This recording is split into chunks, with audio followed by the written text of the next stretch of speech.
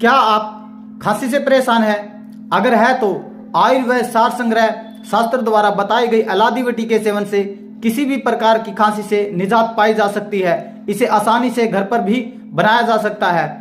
अलादी वटी 1 से 4 गोली दिन भर में चूसना चाहिए या दूध के साथ लें। अलादी वटी के सेवन से सूखी खांसी, टीबी की खांसी, रक्तपित्त, मुंह से खून गिरना, बुखार, उल्टी, मूर्छा, प्यास, जी घबराना, गले के रोग और पित्त विकारों में बहुत लाभ करता है। ऐसी ही पावरफुल आयुर्वेद औषधि पाने के लिए लाइक, सब्सक्राइब, शेयर जरूर करें।